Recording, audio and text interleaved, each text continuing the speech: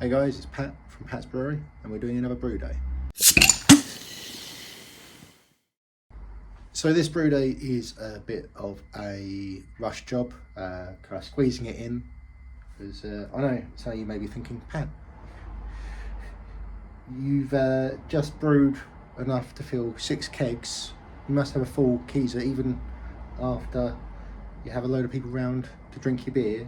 I'm sure you're not short on beer, and you very much correct. I am not short on beer, but there's a competition in November. Where was I?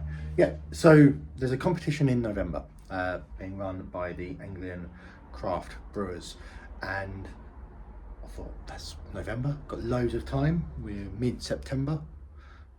We've got all of October to go, but I was having a bit of a think and realised I'm on holiday for 2 weeks, which would be the 2 weeks that I would preferably be brewing this beer, and taking into consideration fermentation time, conditioning time and everything else, I couldn't but help think that let's get this in. What beer am I brewing? Well, it's an adaptation of a Sierra Nevada recipe, because the competition is specifically American style beers, and Sierra Nevada, it's a beer that I've done a clone of in the past. I think that it is something that kind of, a lot of people think of if they think of an American beer, other than, Bud or something like that. So in my head, and it's a tweak on that, because although we are using primarily Cascade for any bitterings and also in things like the Whirlpool, I'm throwing in another American hop, which we'll get to later. So what are we doing with regards to the mash? Because that's the stage that we are at. We are mashing. Grains, what have we got? We've got 5 kilograms of a pale Marisotto, and we've got 5 kilograms, and we've got 400 grams of a crystal malt. I think it's 135 ABC. So just to give a little bit of colour, but overall keep it a relatively light coloured beer.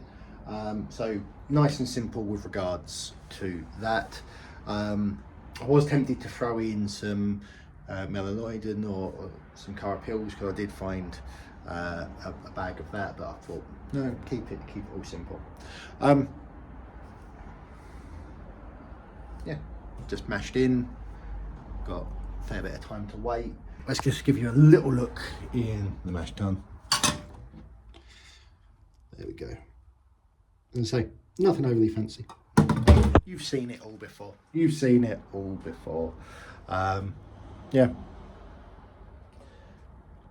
keep cracking. So we're in a little bit of a predicament now. So weighing out the hops, because you know what you do when you're waiting on things to happen. And I was under the impression I had 90 grams of Cascade. I do not. I had 77 grams. And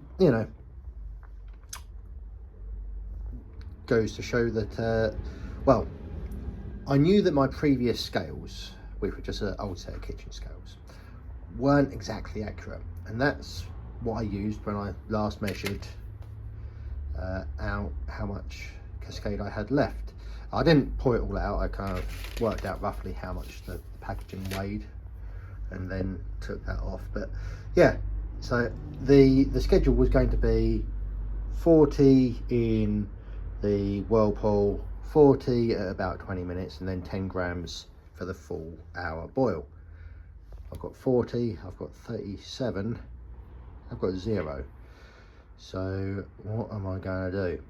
I think we will drop this down to 30, so take that to 7, and we'll drop 3 grams in there. So yeah, not so much on the second edition, but should be okay.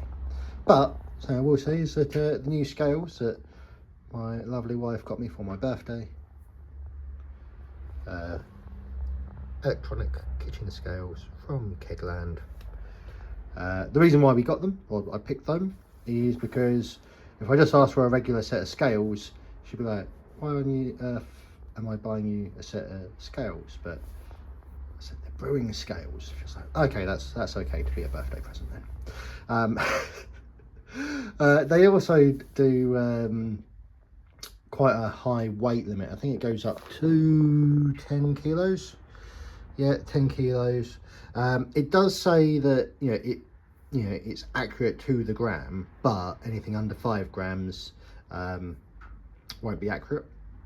So obviously there needs to be enough weight for it to actually register properly. Anyway, that's what we're going to do. 7 into there, 3 into there. So we're going to make up the 10 grams and sadly have to drop a little bit. But it's one of the things.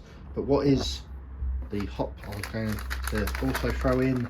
We are also throwing in 100 grams, yes, a full 100-gram bag of Equinox, which is the renamed version of, I think it was also pronounced Equinox, but this is the new spelling. Not used it before. I got it as a lucky dip bag of hops. I've heard good things and I thought, why not? Why not? I know that's a little bit risky for, if people, well, if I took competition seriously, then I wouldn't be doing a beer I've never, or especially a hop I've never used before in a competition beer, but why not? I've read good things. I'm going to open this up in a little bit, well, when I need to throw it in, no point opening it up before, and give it a whiff. We're not doing a dry hop on this beer, because I think, again, we're going with, in my head, what I class as a traditional American pale, and they're not massively dry hoppy, so a lot of whirlpool instead. So that's what we're going with. Okay, so mash is complete. We've set ourselves up so that we can now sparge. Let's get them out of the way. Yeah, we set ourselves up to sparge. Gonna be that first, so open that up. That's open, that's open. Let's reduce the flow on this. And to reduce the flow. So we're looking at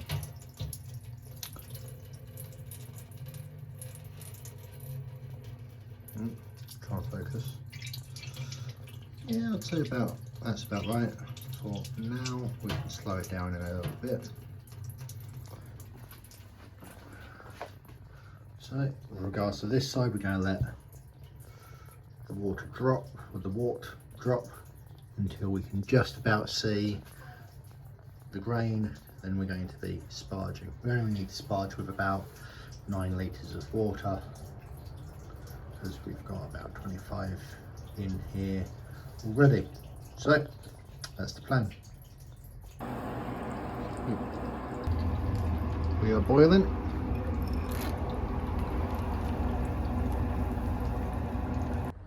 Right, so end of the boil, not done much brew day footage. The remaining cascade going in.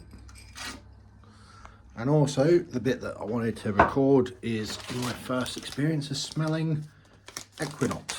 So let's do this. So got our Equinox. Ooh, that's a nice smell. That is nice. Let's get all this in. That's right, we're still using it in the old hop spider, but I'll probably give this a good shake around, because we're going to want to make sure that this gets a nice amount of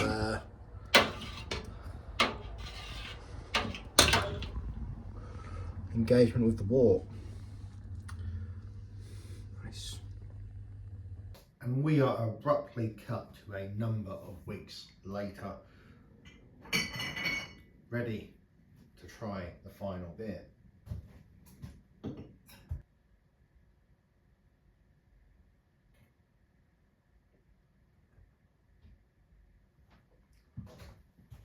There we have it. Now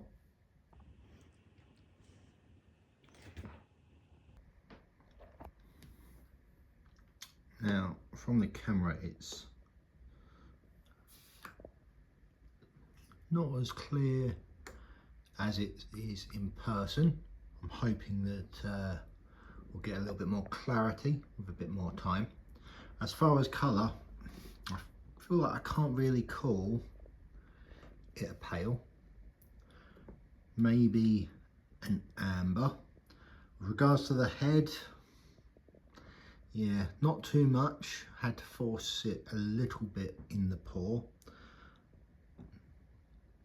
Got some carbonation bubbles coming through.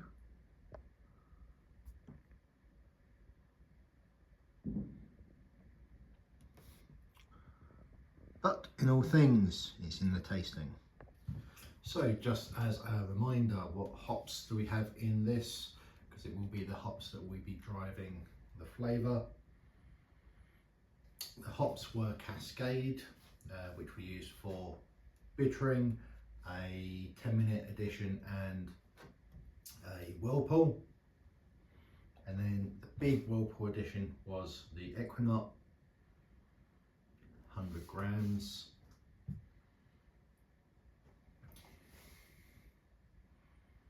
So it's got a nice aroma, but it's not a overpowering aroma. And it kind of does make me think a lot about the whole, you know, where does the aroma come from in the beers? And, you know, considering this wasn't dry hopped, maybe that ties up with the reason why the aroma isn't as prominent.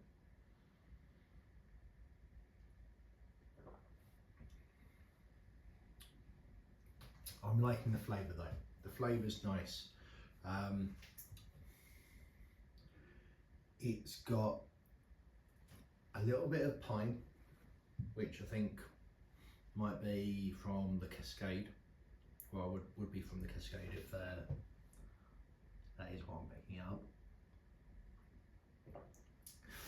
And now Equinox, the flavour profile, a lot of people say, or a lot of the bits that I've read have said that it is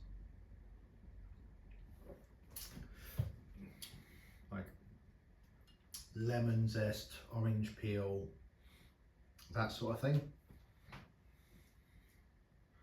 And maybe I'm getting a little of that, should I say.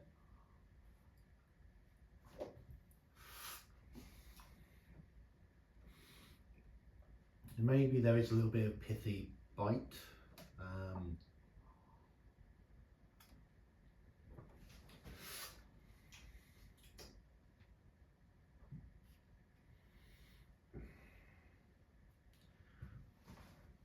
I think actually maybe what the more I'm sampling this, the more I'm getting the kind of the citrus peel aspect, which is, you know, very nice. Is it one of my best beers? I don't think it is, but is it a good representation of an American beer? Maybe, because you've got to remember this is all in line with for the Anglian Craft Brewers competition. I mean, funny enough, the bitterness on this wasn't that high. I can't remember the IBUs off the top of my head, and it's on my phone, which we're recording on. Yeah, the IBUs weren't too high. I think it was something like 32, 35, something like that. But you're getting a nice kind of, a kind of, it's not remove the, I was going to say lacquer from your teeth, what's it called? It's not remove the enamel from your teeth sort of bitter, but it's enough to go, oh yeah, that's got a little bit of a bite and it's nice. I think something else that, you know, didn't go quite so well in the brew day is, again, I screwed up the sparge. I rushed it and I ended up not getting as many sugars out as I wanted to. So yeah, this was meant to end up at being something like a 4.5 to 4.6 and it ended up being a 4.2, which seems to be the number that the majority of my beers come out at. Oh well.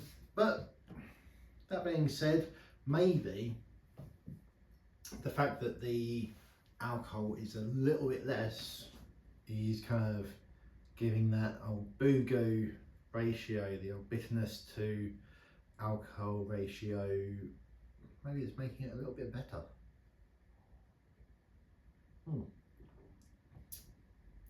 Yeah, I think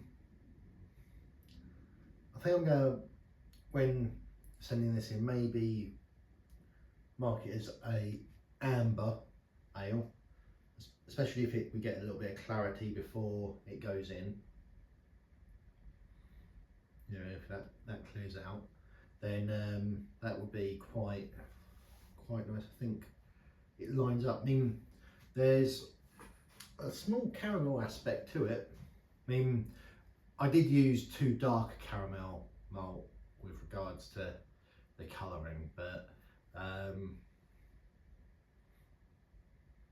it's also not, it's not that bad. Yeah, so the competition is mid-November. This is end of October now, so we've still got a couple of weeks. Hopefully we'll get a little bit more carbonation into the beer, so we can generate a little bit more head when it gets poured.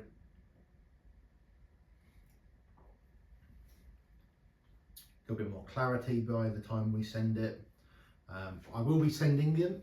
I will be sending it in glass bottles. So hopefully that will help with the presentation and the preservation of the beer. Yeah, I think we'll leave it there. Oh, have I thought of a name? I mean, it's meant to kind of, it's like a West Coast pale is what it's meant to be. It's Equinox. It's not really a pale, so so yeah, I don't know if this works. You know, I think a name I was thinking about would say like West Unot. Don't know. You guys let me know if you've got any ideas for a Equinox beer name. Till next time guys, I've been Pat from Pat's Brewery. Cheers.